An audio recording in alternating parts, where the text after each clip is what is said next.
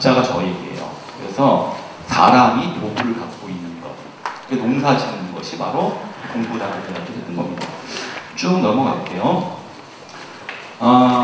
지금 이제 굉장히 중요한 문제가 식생활 문제인 것 같아요. 그러니까 지구 사회가 요즘에 이제 사회과학에서 많이 얘기하는, 인문학이나 사회과학에서 많이 얘기하는 게 위험 사회라는 얘기가 있어요. 위험 사회라고, 오히려 우리가 과학기술은 이렇게 발전했는데 오히려 우리는 늘 생명과 안전에 위협을 받고 살고 있어요. 아시죠? 뭐 세월호 사건도 있었고, 심지어 요즘에 뭐 롯데월드도 막 무너지려고 하고 있고, 예전에 어땠죠? 삼성백화점 같은 사건도 있지 않습니까? 과학기술 발전했는데 오히려 우리의 생명과 안전이 더 어려울 수도 있어요. 언제 죽을지 몰라요. 그리고 또 음식도 굉장히 안전하지 못한 부분들이 있어요. 그래서 현대화의 위협은 어쩌면 가난한 자, 부자, 공이 이제 경험하게 되는데, 그 중에 가장 중요한 문제가 환경 문제하고 먹을거리 문제다라는 겁니다. 그래서 늘 농사와 관련해서 가장 관심사가 안전한 먹을거리를 어떻게 만들 것인가에 대한 고민을 이제 하게 되는 거죠. 반다라 시바라는 이제 유명한 그 인도의 생태 여성학자가 있어요. 이분은 이제 늘 고민하고 있는 게 뭐냐면, 오히려 과거보다 과학은 발달했는데 우리 먹거리 더욱더 위험해졌다는 얘기를 하는 겁니다. 그 이유 중에 하나가 초국적 기업이 세계 식량 공급을 통제하고 있고 독점하고 있기 때문에 그렇다, 이런 얘기를 하는 겁니다. 물론 기업이라고 다 똑같지는 않겠지만 기업의 어떤 그 속성을 좀 보죠. 이유를 추구하는 거잖아요. 그죠? 돈만 되면은 뭔가를 많이 이제 어떠한 윤리적인 어떤 검토 없이 행할 수 있는 거죠.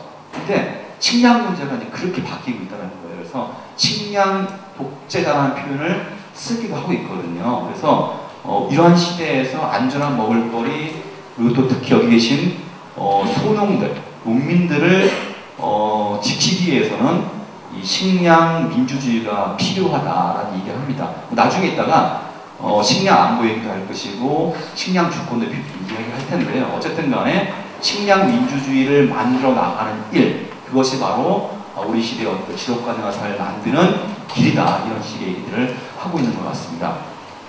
글로벌 푸드에 대해서 많이 들었을 거예요. 오늘 이제 로컬 푸드 오시면서 사실 로컬 푸드에 일정하게 대척되는 부분이 이제 글로벌 푸드라고 얘기할 수 있는데요. 몇 가지 특징들이 있습니다. 그것은 효율성을 강조한다는 것이고요. 관행농에 이제 기반하는 거죠. 관행농이라고 하는 것은 이제 산업화된 대규모 농장에서 이루어지는 농업이라고 할 수 있고, 중요한 것은 과다한 농약을 뿌린다는 거예요. 그래서 안전성이 좀 없는 거죠. 그리고 생산자와 생산 과정에서 누가 만들었고 이것이 누가 소비되는지를, 누구에게 소비되는지를 정확하게 알 수 없는 그런 문제가 있습니다. 그래서 얼굴 없는 먹을거리, 이걸 글로벌 푸드라고 이야기하고 있고요. 제철 농산물의 비율은 굉장히 떨어집니다. 그리고 여러분 다 아시다시피 굉장히 먼 곳에서 먼 곳으로 이동하지 않습니까? 그러다 보니까 이 저장이라든지 유통 과정에서 어떻게 하죠? 대량 또 방부제를 뿌리거나 농약을 치게 될 수밖에 없죠. 그러다 보면 어떻게 되죠? 마찬가지로 안전성도 떨어질 수밖에 없는 측면들이 있어요. 거기에 비행기로 오는 경우가 없죠. 유통 경비를 줄이기 위해서 뭘로 오죠? 배로 와야 되잖아요. 배로 오게 되면 어떻죠? 굉장히 오래 걸리겠죠. 2달도 걸리고 뭐 3달도 걸리고 많은 것이 6개월도 걸릴 수 있을 것 같아요. 이 과정 속에서 어떤 문제가 생기냐면 푸드 마일리가 길어질수록 아까 얘기했던 안전성도 떨어지지만 화석유를 쓰는 거예요. 석유를 떼고 오는 거죠. 그렇다 보면 CO2가 많이 발생되겠죠. 그러면 대기가 어떻게 되겠어요? 오염되겠죠. 그죠? 지구 온난화의 주범이 또 CO2와 관련되어 있지 않습니까? 지구의 지속 가능성도 굉장히 어려워질 수 있다는 겁니다. 이게 바로 이제 글로벌 푸드라고 할 수 있고요. 또 하나가 뭐냐면 카딜이라는 데가 있어요. 카딜이라든지 몬산토라든지 이런 어떤 초국적 기업들이 뭘 갖고 있냐면, 이 사람들은 이제 옛날 농약 만들었던데요. 심지어 몬산토 같은 데는 어떤 데냐면 저거였어요. 그 요즘에 우리 대한민국에서 우리 그 월남파병 하셨던 분들 많이 걸리신 게 뭐죠? 고엽제 피해를 통했잖아요. 이 고엽제도 마찬가지로 몬산토에서 만들었던 거예요. 이 사람들은 농약, 제초제 플러스 GMO라고 혹시 들어봤죠? 예, 그 유전자 조작 농산물들 이런 것들을 만드는데요. 중요한 것은 이런 어떤 10개 기업들이 전 세계 그 종자 업종의 30% 많게는 50%까지 점유하고 있다는 거예요. 요즘에 텔레비전 많이 보셨을 거예요. 종자 전쟁, 그죠? 네, 이런 거 다 고민해 보시면 좋을 것 같습니다. 글로벌 푸드 어떤 문제냐? 모른다는 거예요. 일단 얼굴 없다 그랬죠. 첫 번째가 누가 생산하는지 모른다. 누가 먹었는지 알 수 없는 거고요. 만약에 문제가 생겨도 즉시 조치할 수가 없다. 이게 바로 이제 글로벌 푸드가 갖고 있는 문제점이라고 보시면 될 것 같고, 여기 보이시는 것은 푸드 마일리지예요. 양파, 당근 576마일, 심지어는 뭐 단호박 같은 경우는요, 뉴질랜드에서 오게 되면 5,519마일을 오게 됩니다. 얼마나 먼 거리를 이동하시는지 아실 수 있을 것 같습니다. 자, 그리고 또 한 가지, 이 우리나라가 이제 2003년부터 2010년까지 이 1인당 그 1톤의 먹을거리에 대한 이제 푸드 마일리지를 해봤는데요. 2배나 늘었습니다. 3,456kg. 1인당요. 3,456kg짜리 먹고 있는 거예요. 매일요. 그리고 그 다음에 7,085km. 또 지금은 더 증가되고 있다는 걸 보시면 될 것 같고요. 곡물류의 이제 푸드마일이 가장 높았다라고 보시면 될 것 같습니다. 식량 자급률 몇 프로일까요? 우리가 20%? 네, 맞습니다. 뭐 26%대라는 얘기하는 사람도 있고요. 뭐 20%대다라고 얘기하는 사람도 있습니다. 그러니까 정부의 입장에서는 조금 낮춰요. 그리고 높이는 거죠. 그리고 이제 뭐 이렇게 농민들의 입장에서는 식량 자급률이 굉장히 낮다 이렇게 얘기를 하고 있습니다. 보통 이제 대체적으로 20에서 26% 정도 사이로 보시면 좋을 것 같습니다. 문제는 식량 자급률이 낮을수록 이제 시중에 역으로 비교하면 수입 농산물이 많이 온다는 거죠. 그죠? 특히 값싸고 안전하지 않은 농산물들이 들어오는데 이 두 가지 생산자, 소비자에게 치명적인 타격을 주겠죠. 값이 싸니까 국내 친환경 혹은 로컬 푸드, 아마 어떤 우리 농업을 하시는 분들에게 상처가 될 것이고 소비자에도 마찬가지로 안전성 문제가 계속 걸리게 되는 부분이 있을 겁니다. 자, 다시 넘어가겠습니다. 농사는 삶이다라고 이제 이야기를 하겠는데요. 삶을요, 천천히 읽으시면 사람이라고 읽을 수 있습니다. 또 사람이라고 읽어도 되고요. 사람의 준말이 삶입니다. 근데 중요한 것은 뭐냐면 우리가 살아가는 삶 자체가 70% 이상이 뭐 하는 거죠? 남과 관계를 맺고 있는 거예요. 그죠? 태어나면 누가 관계 맺죠? 엄마, 아버지, 가족들하고 조금 지나면 어떻죠? 유치원도 가고 초등학교도 가고 중학교, 대학교 가면서 남들과 관계를 맺습니다. 그리고 많은 동아리 아니면 어떤 그 직능단체, 뭐 어떤 서클, 동네 향후회 뭐 등등해서 우리가 살아가는 70%의 삶이 다 인간과의 관계를 맺는 것입니다. 중요한 건 뭐냐면 남 탓하는 경우가 있어요. 우리 아이가 사고를 치고 오면 어떡하죠? 누구 때문에 그렇죠? 친구가, 그죠? 친구 때문에 우리 아이가 망가졌다라고 이야기를 하는데 사실은 어쩌면 우리 아들이, 우리 딸내미가 더 나쁜 친구일 수도 있는 거죠. 그래서 좋은 친구를 사귀라고 하지 말고 내가 먼저 좋은 사람이 될 수 있도록 스스로 좋은 사람이 되고 나의 삶과 우리 삶들을 아름답게 꾸며나가는 것들, 이것이 바로 되게 중요한 거죠. 로컬 푸드가 바로 그겁니다. 사람과 사람, 아까 생산자, 소비자, 그리고 지역사회에 있는 다양한 어떤 관계를 맺고 있는 사람들 있지 않습니까? 이 중에는 우리 지금 뒤에 계시는 공무원분들도 계실 것이고요. 행정이죠, 그죠? 그 다음에 기업, 그리고 농민, 소비자, 시민단체 등등 굉장히 많은 네트워크들과 관계를 맺는 것이고요. 이 관계를 아름답게 만들어서 지역사회를 좀 더 지속가능한 공동체로 만드는 그런 과정이다. 이렇게 생각하시면 좋을 것 같습니다. 또 넘어가도록 하겠습니다. 이거 보시면은 좀 생각이 좀 들 거예요. 이런 사람들 되게 많습니다. 제가 물어볼게요. 다이아몬드하고 다이아몬드하고 아파트하고 또 뭐 있죠? 아파트하고 하나를 큰 축에 놓자고요. 그 다음에 공기와 물과 쌀. 어떤 차이점이 있을까요? 그렇죠. 다이아몬드 없어도 살 수 있을 것 같죠. 그렇죠. 아파트, 고급 아파트 없어도 우리는 살 수가 있어요. 자동차 없어도 살기 어려운 사람도 있겠지만 그래도 살 수 있을 것 같아요. 그런데 공기와 물과 쌀은 어떨까요? 없으면 살 수 있을까요? 살 수 없는 거죠. 그래서 인간이 아까 삶이라고 얘기했는데 삶에 있어서 중요한 문제는 바로 가치를 바로 세우는 거예요. 어떤 게 중요한 것인가를 똑바로 인식하는 것이 굉장히 중요하다는 얘기를 하는 것입니다. 그러니까 인간답게 살 수 있다는 것은 우리가 삶에 가장 중요하게 여기는 가치와 목표를 전도시키지 않는 것이 중요하다라고 하는 것입니다. 이런 사람도 많죠. 농사는 짓지 않으면서 밥을 먹으려고 해요. 강물을 지키지 않는데 물은 마시려고 합니다. 그리고 공기를 더럽히면서 숨을 쉬려고 하죠. 제3터를 더럽혀놓고서 힐링을 하려고 하는 사람들이 있습니다. 그러니까 이런 사람들은 마찬가지로 삶이 아니다. 인간이 아니다. 인간됨이 아니다라고 봅니다. 로컬푸드는 바로 인간됨, 자연과 함께 조화를 이루는 사람과 사람의 성벽을 넘어서는 그런 어떤 관계 맺기 과정, 실천의 과정이다라고 보시면 좋을 것 같습니다. 넘어가겠습니다. 농업은 섬기입니다. 제가 제일 요즘에 이제 관심 있게 공부하는, 제가 글도 이번에 썼어요. 책도 하나 썼는데요. 무의당 장일순의 이름이 그 좁쌀입니다. 좁쌀 하나의 선생이라고 자기 스스로 이제 이야기합니다. 그래서 그분이 이제 맨날 얘기하는 게 뭐냐면, 이거예요. 쥐뿔이에요, 쥐뿔. 코가 마지막 코가 뭔지 아세요? 서각. 쥐뿔이에요, 쥐뿔. 쥐뿔도 없는 삶. 이런 이야기를 강조하는데요. 그분이 굉장히 존경했던 사람이 하나 있어요. 누구냐면, 동학의 그 이대 교주였던 최시영 선생이었습니다. 뭐, 지금 종교적인 어떤 측면을 이야기하자는 게 아니고요. 그가 주장했던 내용들 중에 하나가 만물쥐화라는 게 있습니다. 무슨 말인지 아시겠어요?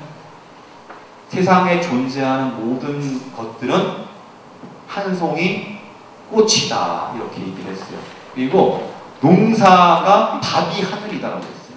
밥이 하늘이고 농사가 하늘이라고 했어요. 요즘에 이제 여기에 플러스 몇 가지 첨부합니다. 짓는 자, 농사 짓는 사람, 여기는 생산자입니다. 그 다음에 차리는 자, 누구죠? 어머니일 수도 있고요. 그죠? 주부일 수도 있고, 아니면 요즘에 또 역할이 좀 많이 바뀌어가지고 남편들도 뭐 전업주부 하시니까 차리는 사람들, 이 사람들도 하늘이고요. 또 하나, 먹는 사람들, 먹는 이도 하늘이다.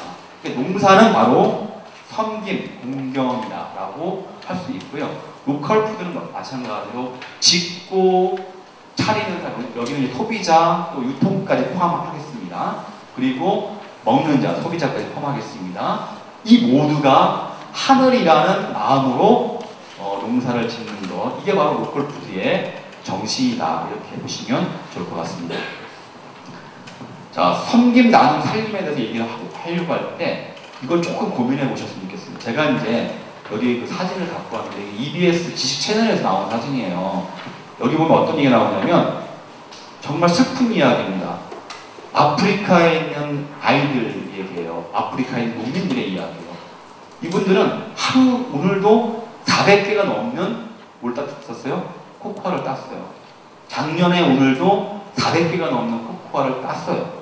그리고 재작년에 오늘도 400개가 넘는 코코아를 땄단 말입니다. 그런데 이분들은 한 번도 초콜릿을 먹었을까요? 못 먹었을까요?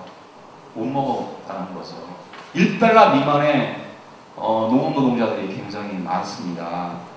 사실 기업농이나 말씀 것처럼 초국적 어떤 농기업으로 표상되는 이 농업의 어떤 대량화, 산업화 이런 부분들이 갖는 문제들이 있는데요. 그 중에 하나가 실업을 양산하는 문제, 환경을 파괴하는 문제, 그런 환경을 파괴함으로 인해서 이 전염병이 도래하는 것, 또 제3세계 빈곤화를 가져옵니다. 예를 들어서 아프리카 같은 경우 있잖아요. 자기들이 먹을 수 있는 것만 심어서 먹으면요, 기와 빈곤에 허덕이지 않을 수 있습니다. 그런데 왜 기와 빈곤의 호떡인 줄 아십니까? 선진국이 필요로 하는 것들만 대량으로 심게 하는 거예요. 단작하는 거죠. 하나만. 그래서 사탕수수라든지 뭐 커피라든지 코코아 이런 것들만 이제 재배하게 만드는 거예요. 그러다 보니 이 사람들은 싼 값에 거기서 끌려나가서 일을 하는데 문제는 자기는 초콜릿도 먹어본 적이 없는 거예요. 그죠? 그러니까 커피를 마셔본 적도 없는 거죠.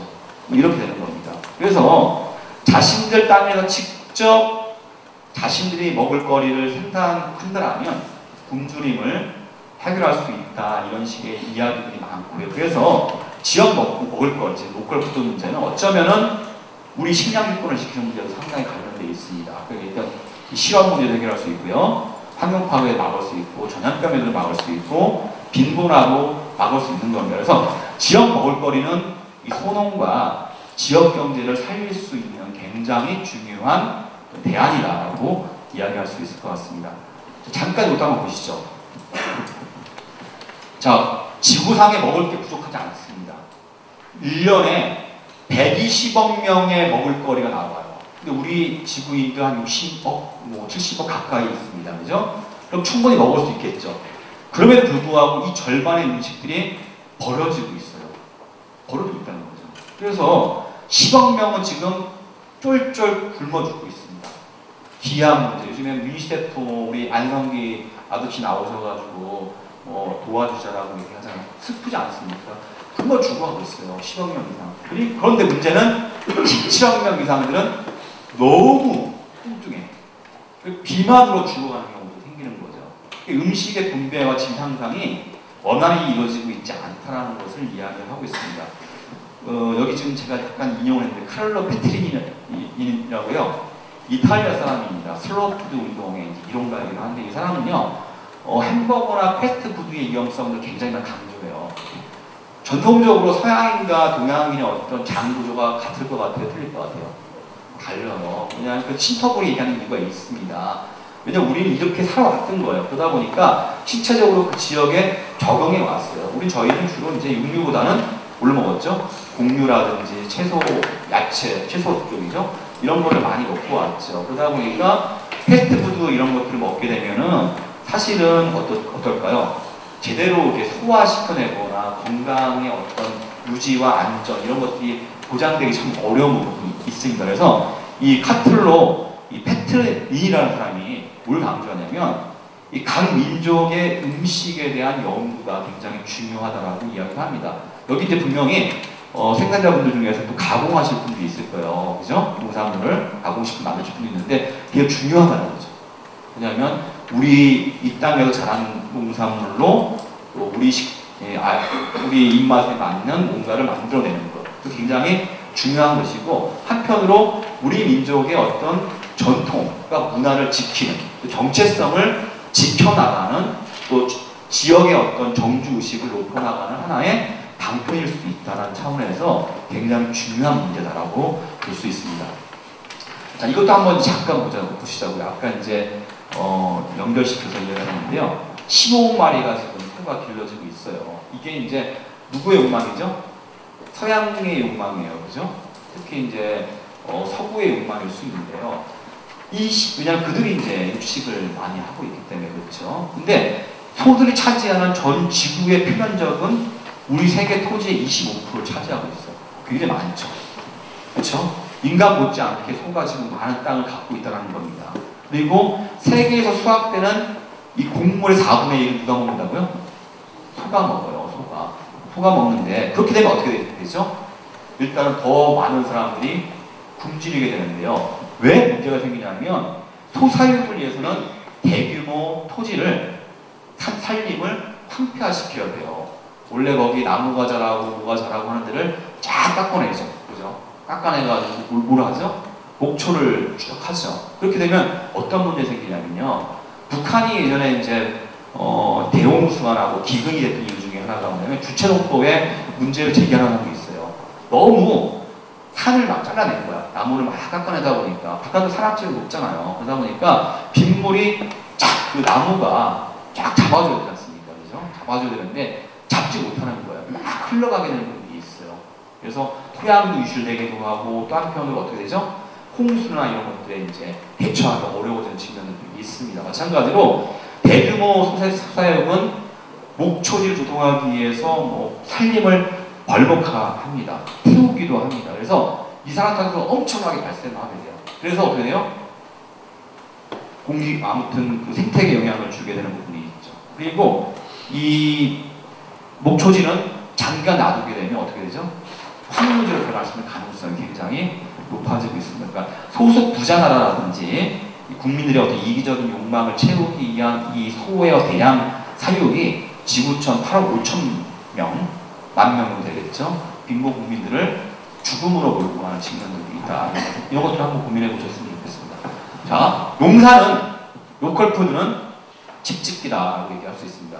제가 왜 얘기를 하냐면, 이따가 강의하실 우리 김덕일 대표님이 있습니다. 정말 오랫동안 농민들을 위해서, 권익을 위해서 애써 오셨고요. 지금은 또 이제 새로운 어떤 농업의 어떤 방향들을 만드시기 위해서 노력하고 계신데요. 이분들이 이제 하시는 방식이 이 전통적인 어떤 우리 농민들의 어떤 집짓기 방식과 크게 차이가 없는 방식을 지금 로컬푸드에 적용하고 있다는 것을 이야기해 드리려고 하는 겁니다. 이건 제가 쓴 게 아니라요. 신영복이라는 어떤 그 신영복에서 아십니까? 예, 있습니다. 네, 그분이 성공회대학교 석자로 들어 계신 분이 있어요. 근데 그분이 이제 자기의 책에다가 쓴 건데요. 물론 그것도 자기 얘기가 아니라 주변 사람들을 관찰하면서 주변 사람들의 삶의 방식을 관찰하면서 이렇게 글로 쓴 겁니다. 뭐냐면 집을 질 때 우리는 어떻게 그리죠? 지붕부터 그리죠. 맞아요. 그런데 목수들이나 농부들은 지붕부터 안 그립니다. 뭐부터 그리죠? 축돌부터 그리게 되었어요. 그 다음에 어떡하죠? 그 다음에 기둥을 탁탁 세우고 제일 마지막에 어떻게 해야죠? 지붕을 세우는 겁니다. 근데 우리는 유치원이나 뭐 고등학교나 초등학교나 중학교 아이들한테 그림 그려봐. 딱 그러면 집 그려봐. 하면 누구나 똑같이 이 지붕부터 그리는 그런 버릇이 있습니다. 그래서 아까 중요했던 우리 염락 공부를 한번 생각해 보시는 게 굉장히 중요할 것 같고요. 이따 좀 더 얘기하겠지만 로컬푸드 하는 과정도 쉽진 않습니다. 왜냐면 굉장히 뭐 말은 쉽지만 여러 가지 사회적이고 문화적이고 경제적이고 또 그동안에 또 서로 친하지 않은 사람들끼리 어떤 네트워크도 다시 만들어야 되고 뭐 이런 과정이 쉬울까요? 안 쉬울까요? 쉽지 않습니다. 조금 시간이 걸리더라도 더디 걸리더라도 중요한 것은 100년을 가는 평택 로컬푸드 200년이 가는 로컬푸드를 만들기 위해서는 집짓기 방식이 과거의 목수와 농부의 방식 그런 마음으로 돌아가야 된다. 이 얘기를 하고 싶습니다. 자, 아까 얘기했던 식량 자본률 문제 시간이 없는 관계로 빨리 넘어가도록 하겠습니다.